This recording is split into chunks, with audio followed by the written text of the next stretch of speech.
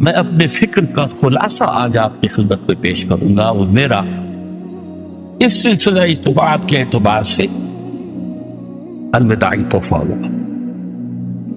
اب میں آغاز کر رہا ہوں۔ پہلی بات، اس سبب میں 3 باتیں مجھے کہنی ہیں۔ سب سے پہلی بات یہ کہ زندگی کی سب سے بڑی حقیقت موت ہے۔ ہم بلائے رکھتے ہیں، اپنے ذہن سے اسے دور رکھتے ہیں، لیکن واقعہ یہ ہے کہ زندگی کی سب سے بڑی حقیقت موت ہے۔ خدا کے منکر پیدا ہوئے ہیں، لیکن موت کا انکار کرنے والا بھی کوئی پیدا نہیں ہوا۔ اس لیے میں نے آیت آپ کو سنائی، کل نفس ذائقۃ الموت، ہر سی نفس کو موت کا مزہ چکھنا ہے، ہر جاندار کو موت کا مزہ چکھنا ہے۔ ثم الینا ترجعون، پھر ہمارے طرف لوٹا دیے جاؤ۔ تو زندگی کی سب سے اہم حقیقت موت، اور موت کے بعد رجوع اللہ، آخرت، یہ سب سے بڑی حقیقت ہے۔ ایک حقیقت سب مانتے ہیں، سب جانتے ہیں، دوسری حقیقت کے اوپر پردہ پڑا۔ میں نے اس اعتبار سے نوٹ کیا، یہ الفاظ قرآن میں 3 مرتبہ ہے۔ کل نفس ذائقۃ الموت، ہر جاندار کو موت کا مزہ چکھنا ہے۔ انبیاء اس سے مستثنا نہیں رہے، رسول اس سے مستثنا نہیں رہے، اولیاء اللہ مستثنا نہیں رہے۔ وقتی طور پر استثناء حضرت عیسیٰ کا ہے کہ ابھی وہ زندہ ہے، لیکن عیسیٰ یاتی علیہ الموت، حضور نے فرمایا عیسیٰ تبھی موت آئے گی جب دوبارہ آئیں گے، زمین پہنچیں گے، پھر اس کے بعد ان پر موت وارد ہوگی، ان کی نماز جنازہ پڑھی جائے گی، انہیں دفن کیا جائے گا وضو سے پہلے، شادی بھی کریں گے، اولاد بھی ہوگی۔ باقی تو یہ ہے کہ کل نفس ذائقۃ الموت، سب کو موت کا مزہ چکھنا ہے۔ عیسیٰ بھی بالآخر اس سے مستثنا نہیں رہے، بلکہ قرآن میں ایک جگہ کہا گیا ہے فَإِن مِتَّ فَهُمُ الْخَالِدُونَ، کیا ہے نبی، اگر آپ کا انتقال ہو گیا تو یہ کیا ہمیشہ رہیں گے؟ کون ہے دنیا میں جو ہمیشہ رہے؟ انتقال تو ہونا، آپ کا بھی ہونا ہے۔ انکا میت وانہم لمیتون، یہ تو مختصر ترین الفاظ تھے، اس سے آگے بڑھیے سورہ انبیاء میں فرمایا کل نفس ذائقۃ الموت وَنَبْلُوكُمْ بِالشَّرِّ وَالْخَيْرِ فِتْنَةً وَإِلَيْنَا تُرْجَعُونَ، ہر جاندار کو موت کا مزہ چکھنا ہے، اور اس سے پہلے پہلے ہم تمہیں آزماتے رہیں گے، خیر کے ذریعے بھی، بھلائی دے کر، صحت دے کر، دولت دے کر، اولاد دے کر، شہرت دے کر، اور برائی کے ذریعے سے بھی، تنگدستی دے کر، بے عزتی دے کر، اہانت دے کر، ذلت دے کر، وَإِلَيْنَا تُرْجَعُونَ، اور پھر ہماری طرف لوٹائے جاؤ گے۔ یہ وہ دوسری حقیقت جو میں نے کہا کہ جس پر پردہ پڑا ہوا ہے، بہت بڑا پردہ۔ لوگ یہی سمجھتے ہیں کہ یہی دنیا کی زندگی ہے۔ قرآن کہتا ہے ان الدار الآخرۃ لہی الحیوان لو کانوا یعلمون، یہ تو آخرت والی زندگی ہے جو اصل زندگی ہے، کاش کہ انہیں معلوم نہ۔ اس سے بھی زیادہ تفصیل سے یہ آل عمران میں آئی ہے، کل نفس ذائقۃ الموت وانما توفون اجورکم یوم القیامہ، ہر جاندار کو موت کا مزہ چکھنا ہے، اور پھر تمہیں پورا تمہارا اجر اور بدلہ دے دیا جائے گا قیامت کے دن۔ فمن زحزح عن النار وادخل الجنة فقد فاز، جو کوئی آگ سے بچا لیا گیا اور جنت میں داخل کر دیا گیا وہ تو کامیاب۔ اللہم ربنا اجعلنا منہم، اللہم ربنا اجعلنا منہم، اللہم ربنا اجعلنا منہم۔ وما الحیات الدنیا الا متاع الغرور، اور دنیا کی زندگی تو سوائے دھوکے کے سامان کا کچھ نہیں۔ دھوکہ کس معنی میں؟ یہ تمہیں اصل زندگی سے غافل کر دیتی ہے۔ تم کہیں سفر پر جا رہے تھے، تمہارا کہیں گھر تھا، تمہیں واپس آنا تھا، تم راستے ہی میں کسی دلچسپی میں ایسے مگن ہوئے کہ گھر بار سب بھول گئے۔ یہ تو تمہارا عارضی سا سفر تھا، تم نے اسی کو اپنی منزل بنا لیا، اپنا ٹھکانہ بنا لیا، تو دھوکہ دیا اس نے تمہیں۔ ویسے دنیا کی زندگی دھوکہ نہیں ہے، بڑی حقیقت ہے، اس لیے کہ حضور نے فرمایا انما الدنیا مزرعۃ الآخرہ، یہ دنیا آخرت کی کھیتی ہے، یہاں بو گے تو وہاں کاٹو گے، یہاں کچھ کمائی کرو گے تو وہاں اس کا بدلہ ملے گا۔ اس اعتبار سے دنیا بہت بڑی حقیقت ہے، ایک ایک لمحہ بہت بڑی دن کی شے ہے۔ لیکن اگر یہ دنیا تمہیں آخرت سے غافل کر دے تو اس سے بڑا دھوکے باز اور کوئی۔ یہ اصل دجال ہے۔ میں نے تقریباً 60 برس کی عمر کو جب میں پہنچا تھا تو موت کا انتظار شروع کر دیا تھا۔ میرے قریبی احباب کو معلوم ہے، میں کہتا رہا، یہ بھی کہتا رہا کہ بھائی میں اپنے حصے کا کام کر چکا، جتنی صلاحیت اللہ نے دی تھی، جتنی بھی میرے اندر استعداد تھی، میں اس کو بھرپور طریقے پر استعمال کر سکا۔ دم واپسی برسرے راہ ہے عزیز و اب اللہ ہی اللہ ہے، یہ میرا معاملہ رہا ہے 60 برس کی عمر سے۔ اس کے بعد اللہ نے مزید 14 برس دیے ہیں، یہ نافلۃ اللہ کے درجے میں میں کہتا ہوں، اس کا اللہ کا عقل خصوصی ہے، نفل ہے۔ ہمیشہ کہتا رہا مصنون زندگی تو 61 برس ہے ہمارے حساب سے۔ علامہ اقبال کے بارے میں سنا ہے کہ رویا کرتے تھے کہ میری عمر حضور کی عمر سے زیادہ کم ہے، وہ 6 مہینے کم ہی رہی ہے حضور کی عمر سے۔ جو حضور کی عمر تھی وہی حضرت ابوبکر کی، وہی حضرت عمر کی، وہی حضرت علی کی، ہاں حضرت عثمان 82 برس کی عمر ہے ماشاءاللہ۔ تو یہاں کے مجددین میں سے وہی عمر حضرت شیخ احمد سرندی کی، وہی شاہ ولی اللہ دہلوی کی، ہاں شیخ عبدالحق محدث دہلوی رحمۃ اللہ علیہ 82 برس کی عمر۔ لیکن یہ میں کہا کرتا تھا مصنون عمر تو 61 برس ہے، جسے ہم 63 کہتے ہیں وہ اصل میں ہمارے حساب سے 61 بنتا، اور 63 قمری ہے، جو 9 دن کم ہے قمری سال جو ہے وہ شمسی سال سے۔ بہرحال میں اس وقت سے منتظر تھا، لیکن جو بھی وقت اللہ نے دیا ہے اللہ کا شکر ہے، وہ مفید کاموں میں لگا ہے۔ ان میں خاص طور پر میں سمجھتا ہوں کہ اللہ کا مجھ پر سب سے بڑا احسان، اور مجھے پر نہیں، بہت بڑے پیمانے پر لوگوں پر بے احسان ہوا ہے۔ وہ میرا 1998 کا دورہ ترجمہ قرآن ہے جو کراچی میں ہوا تھا۔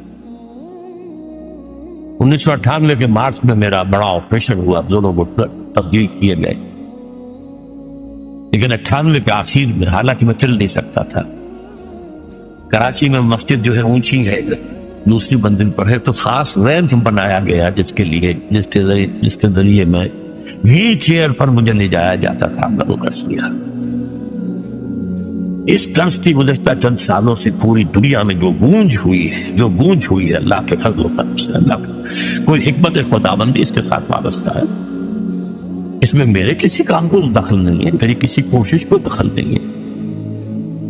میں نے تو جو درس میں دیتا آ رہا تھا سن 85 سے دورہ ترجمہ قرآن، البتہ یہ بات ضرور ہے کہ میں نے محسوس کیا تھا کہ سن 98 کے اس درس میں دورہ ترجمہ قرآن سے مجھے خصوصی انشراح حاصل۔ میری ساری گفتگو کا حاصل کیا ہے؟ دیکھیے، نظریاتی تحریکوں کا تعلق اشخاص سے نہیں ہوتا، ٹھیک ہے، کوئی اس کا داعی ہوتا ہے، کوئی اس کا مؤسس ہو جاتا ہے، کوئی اس کا آغاز کرنے والا ہوتا ہے، لیکن نظریاتی تحریک افراد سے وابستہ نہیں۔ افراد آتے چلے جاتے ہیں اپنا حصے کا کام کر کے، جس کو جتنا مقدر ہے، جس کی اللہ تعالیٰ کی طرف سے توفیق ہے، وہ اپنا کام کرے گا، چلا جائے گا۔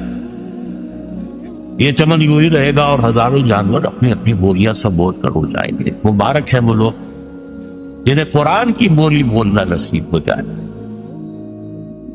بھائی احسن انی منہم، مجھے گمان ہے، اللہ کا فضل ہے کہ میں ان میں سے ہوں، میں نے قرآن کی بولی بولی ہے، اور قرآن مجید کو جیسا کہ وہ ہے ایز اٹ از، اپنے کو مظلومہ خیالات، اپنے کوئی ذہن سے زائدہ نظریات کو میں نے اس میں دخل نہیں کی، جسے انگریزی میں آپ آبجیکٹیو لکھتے ہیں، خالص معمولی طور پر قرآن کو پڑھا، قرآن کو قرآن سے سمجھائے، یا پھر سیرت رسول سے سمجھائے۔ میں لفظ سنت کی بجائے سیرت استعمال کر رہا ہوں۔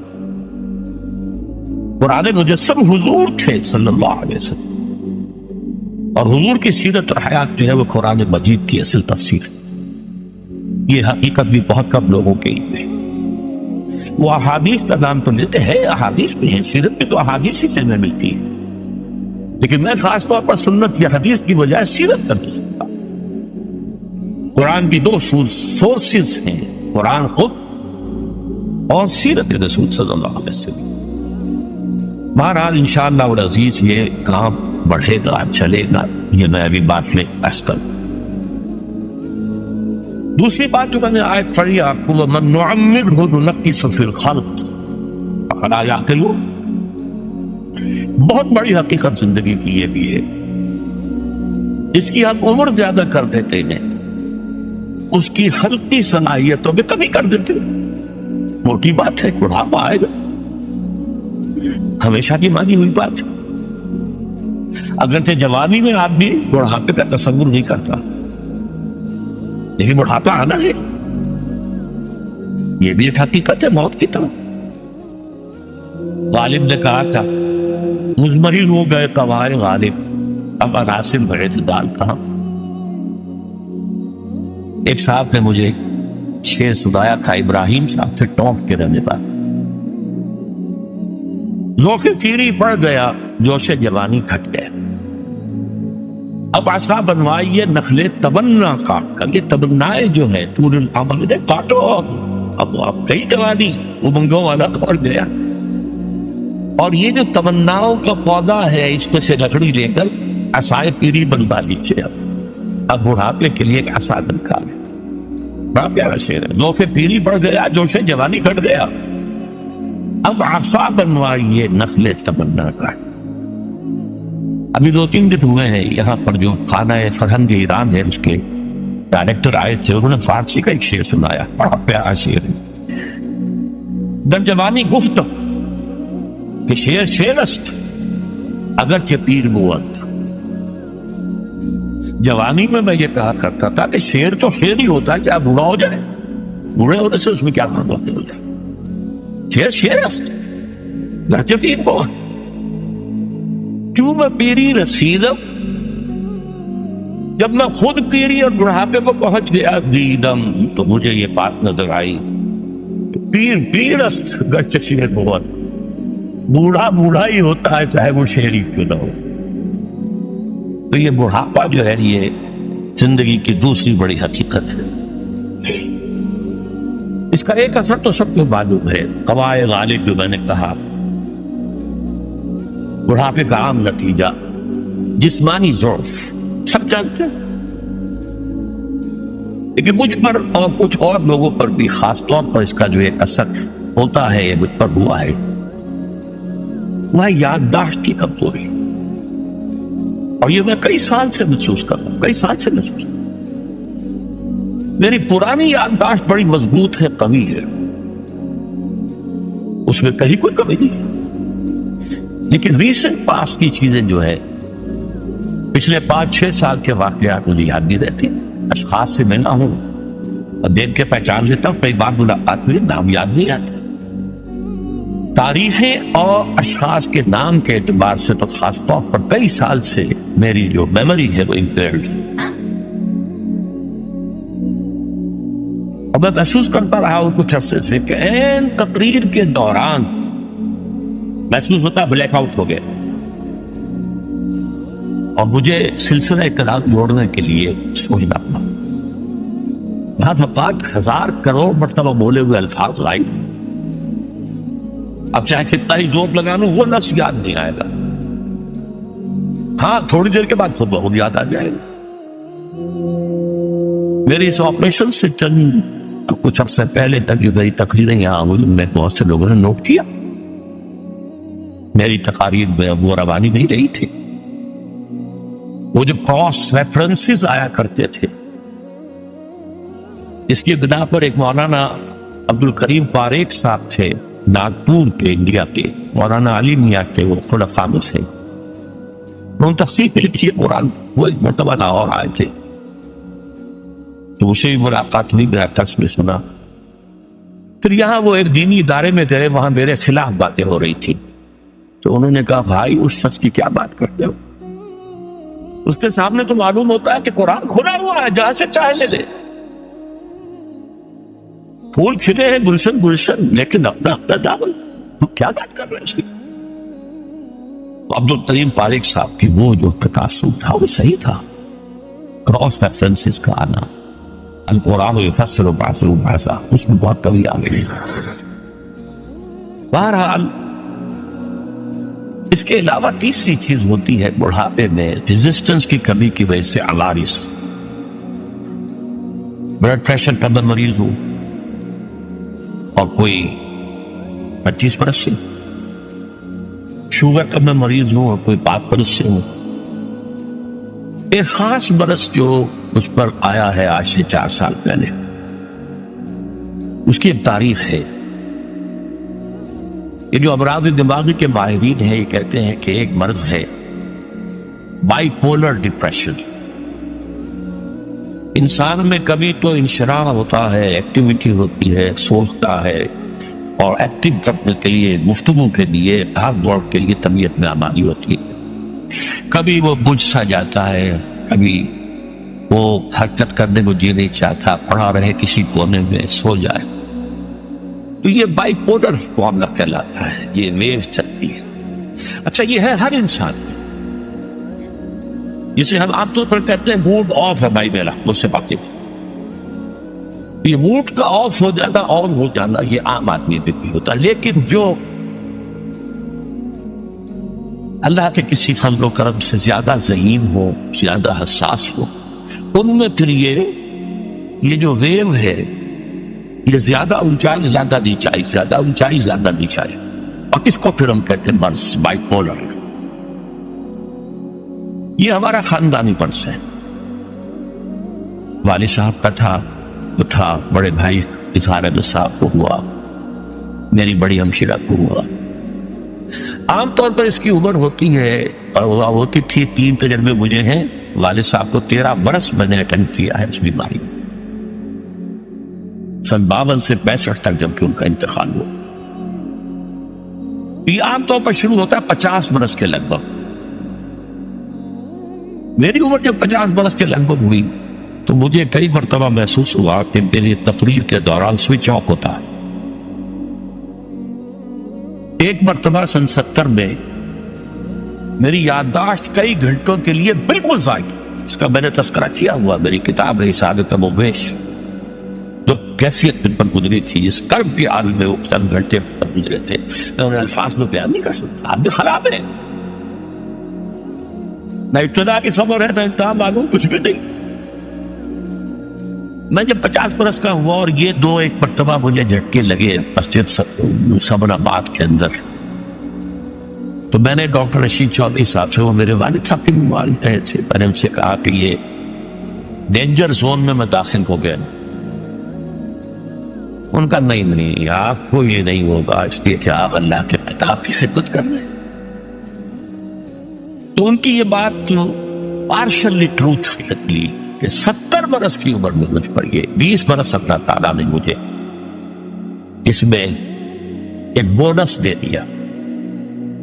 70 برس میں ظہور ہوا، اس کا ایکسائٹنگ کاز بنا ہے افغانستان میں جو حادثہ ہوا طالبان کے ساتھ۔ اتنا صدمہ مجھے تھا، ایک دم بیٹھ گیا، ایک دم بیٹھ گیا۔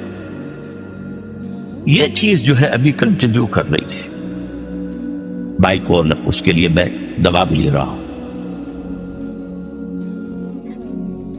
البتہ اس معاملے میں میری ایکسائٹمنٹ جو ہے زیادہ اوپر چلے جانا، یہ صرف ایک بات ہوا اللہ کے فضل و کرم سے، زیادہ جو ہے وہ اس بروڈنگ، بس غور کرتے رہنا، بیٹھے رہنا، لیٹے رہنا، وہ جس کا نقشہ حضور کے بارے میں کھینچا گیا ہے، یا ایھا المدثر یا ایھا المزمل، اے کمبل میں لپٹ کر لیٹنے والے اور اے لحاف پر لپٹ کر لیٹنے والے، قم فانذر قم اللیل الا قلیلا، وہ ایک کیفیت ہوتی ہے۔ اور سورۃ الانشراح اور سورۃ الضحیٰ کی جو تفسیر مولانا پانی پتی رحمت اللہ علیہ، ثناء اللہ پانی پتی رحمت اللہ علیہ نے لکھی ہے، اس میں اس کا ذکر بڑی تفصیل سے، کہ 2 صورتیں اسی سے متعلق ہیں۔ تصوف کی اصطلاح میں اسے کہتے ہیں قبض اور بسط۔ کبھی قبض ہوتا ہے، اندر سے گویا کہ بندش لگ گئی ہے، کیوں ہو گیا کہ پتہ نہیں، کچھ کام کرنے کو جی نہیں چاہ رہا، اور کبھی بسط ہوتا ہے، طبیعت اور مزاج کھلا ہوا ہے، گفتگو کر کے بھی لطف آنا. یہ قبض اور بسط اسی کے لیے پھر آیا ہے الم نشرح لک صدرک. یہ انشراح، بسط جو ہے وہ انشراح. بہرحال ایک میرا مرض جو ہے وہ یہ ہے، اس دوران میں بہت سے دوسرے امراض نے آ کے ڈیرے ڈالے. کئی مہینے تک ایسی سخت کھانسی رہی مجھے کہ ہر کھانسی کے باؤنڈ کے بعد مجھے تھوڑی دیر کی بے ہوشی ہو جاتی تھی. ایک مرتبہ اسی طرح کے معاملے میں غسل خانے میں گرا ہوں، سنکوپی اسے کہتے. پھر ایک دفعہ ایٹریل فبریلیشن، دل نے مجھے آج تک کچھ نہیں کہا، بیچارے نے کچھ نہیں کہا، لیکن اسی عرصے کے دوران میں یہ ڈپریشن جو بہت زیادہ شدید تھی، ایک دفعہ دل بھی گھبرا لے گا، اور اسے فبریلیشن کہتے ہیں، بجائے اس کے کہ یوں حرکت کرے شروع کر دیتے ہیں، اسے فبریلیشن کہتے ہیں. اس طرح میری جو بائی پولر ذہنی اور نفسیاتی اور جذباتی کیفیت کے جینز مجھے وراثت میں ملے تھے پیدائشی طور پر، ایسے ہی میری کمر کی تکلیف کے بھی بیج جو ہیں وہ 30-35 سال پہلے پڑے تھے. مسجد خضرہ ثمر آباد میں میرا درس ہفتے اتوار کی صبح کو ہوتا تھا، 2 گھنٹے 2.5 گھنٹے عام طور پر، کبھی کبھی 3 گھنٹے. پھر شام کو عصر کے بعد، پھر عشاء کے بعد، پھر دوران ہفتہ ہر روز شام کو مغرب کے بعد، اور جمعے کے روز خطاب جمعہ اور اس کے علاوہ درس. اور یہ سب کے سب میں چوکڑی مار کر یا زمین پر بیٹھ کر یا کسی چوکی پر بیٹھ کر درس دیتا تھا، کمر آگے جھکی رہتی تھی. ظاہر بات ہے کہ اس کے کچھ نہ کچھ جو بھی فزیکل اثرات ہیں وہ پیدا ہونے تھے.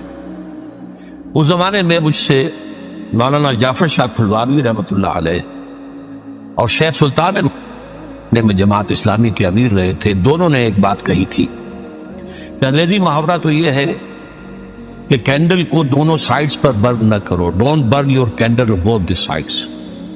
لیکن آپ کا معاملہ تو یہ ہے کہ دونوں سائڈز کے علاوہ درمیان میں سے بھی جلا رہے ہیں.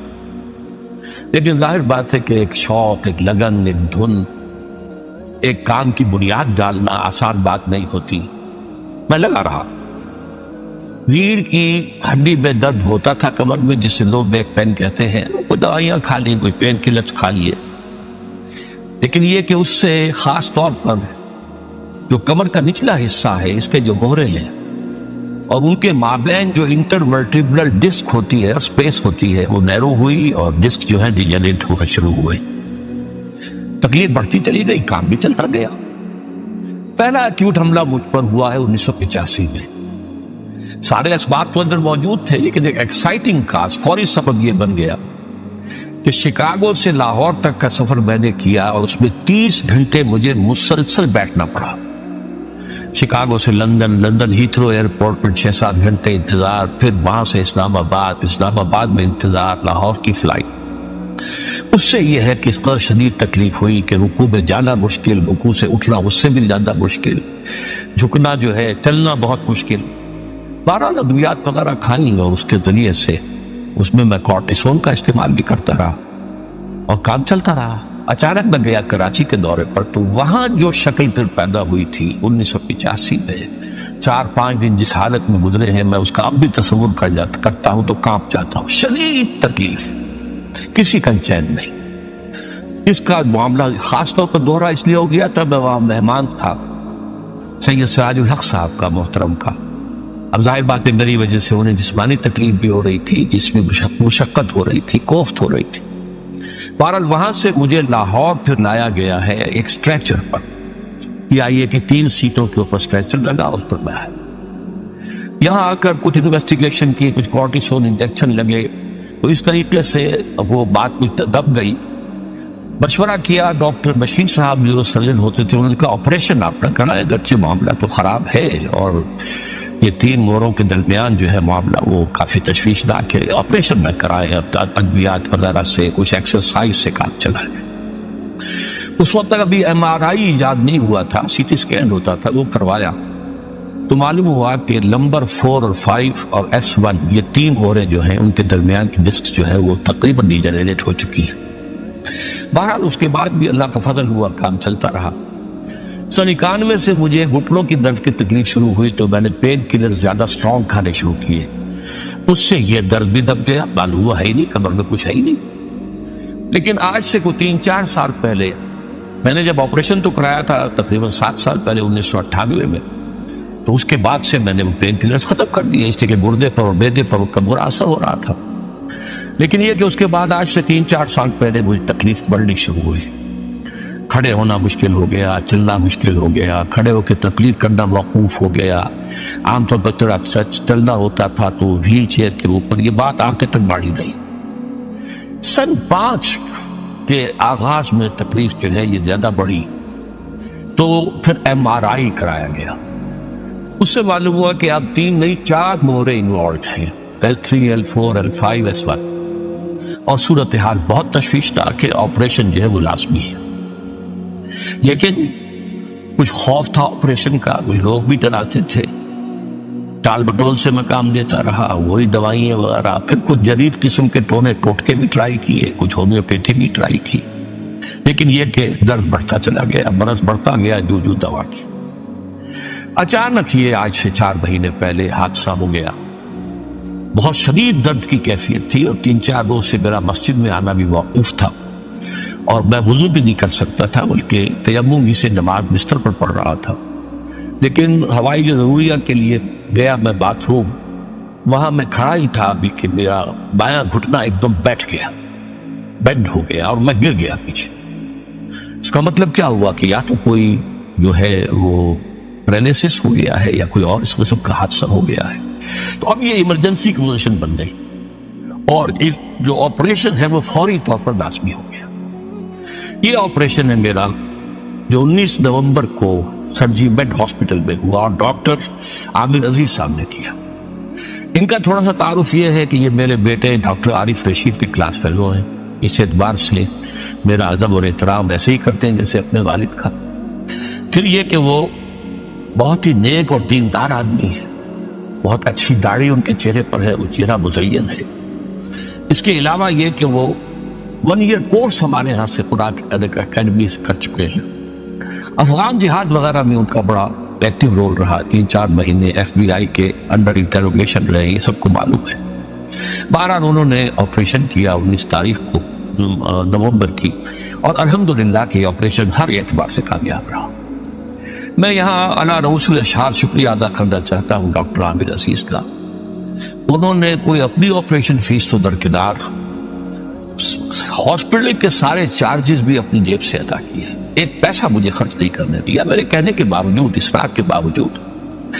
بلکہ میرے وہ ریڑھ کی ہڈی کے منکوں کے دونوں طرف جو پلیٹیں ڈالی گئی ہیں میٹلک، ظاہر بات ہے کہ وہ بہت قیمتی ہوں گی، تو پھر عام لوہا تو نہیں ہوتا، اس کے پیسے بھی اپنی جیب سے ادا کیے. زیادہ سے زیادہ جو ہے وہ جو ایڈیشنل دوائیوں کی ضرورت ہوتی تھی وہ ہم بازار سے منگاتے تھے. ہمارا خرچ اس پر ہوا ہے، ورنہ ایک پیسہ انہوں نے خرچ نہیں ہونے دیا. آپریشن سے میں بہت جلد جو ہے نکل کے آ گیا. آپریشن کے فوراً بعد مجھے پتہ ہی نہیں چلا کہ درد نام کی بھی کوئی شے ہوتی ہے. کوئی اتنی انہوں نے پین کلرز وغیرہ دیے ہوئے تھے. بہرحال یہ کہ اس کے بعد جب میں گھر پہ منتقل ہوا ہوں، اب وہ بھی ظاہر بات اسٹریچر پر آیا تھا، تو یہاں آ کر کچھ نہ کچھ درد تھوڑا بہت جو ہے وہ شروع ہوا، پین کلرز کم ہوئے. اور یہ خاص طور پر فزیو تھراپی ایکسرسائز جو ہے وہ تجویز کی گئی تھی کہ اور کوئی علاج نہیں ہے. یہ فیصلہ تو ہو گیا تھا کہ یہ اس معنی میں پیرالائسس نہیں ہے، فالج نہیں ہے. نہ تو یہ ہے کہ کوئی دماغ کی شریان پھٹنے کی وجہ سے ہوا ہے جسے سٹروک کہتے ہیں، اور نہ ہی کوئی نرو کٹی ہے. البتہ کوئی نرو کچلی گئی ہے، لیکن اب اس کچلے جانے کی کیفیت سے دوبارہ اس کو اپنے نارمل فنکشن کو ریزیو کرنے میں وقت لگے گا. اب اس کے لیے جو ہے فزیکل ایکسرسائز، پٹھوں کی مضبوطی جو ہے یہ بہت ضروری ہے. چنانچہ وہ ہوتا رہا. پہلے بہت ریگولرلی آتی رہے، وہ بھی ڈاکٹر عامر عزیز صاحب کے اسسٹنٹس تھے جو آتے رہے اور بغیر کسی فیس کے وہ آئے ہیں. وہ پہلے متواتر آتے تھے، وقفے سے آتے رہے، اور انہوں نے بھی اپنی کوئی فیس نہیں لی. بہرحال اب صورتحال یہ ہے کہ میں رفتہ رفتہ اس کامل معذوری کی کیفیت سے نکل کر نیم معذوری کی کیفیت میں آ گیا ہوں. واکر کی مدد سے چل بھی رہا ہوں، اور اب میں نے مسجد کے لیے بھی وہ جو میرے لیے سیڑھیاں کبھی بنی تھیں جبکہ میرے گھٹنوں میں شدید درد تھا، چھوٹے چھوٹے سٹیپس ہیں ان کے، ان میں ایک طرف ریلنگ تھی، دوسری طرف بھی ریلنگ لگوا کر اب میں آسانی سے الحمدللہ مسجد میں جا رہا ہوں 5 وقت کی نماز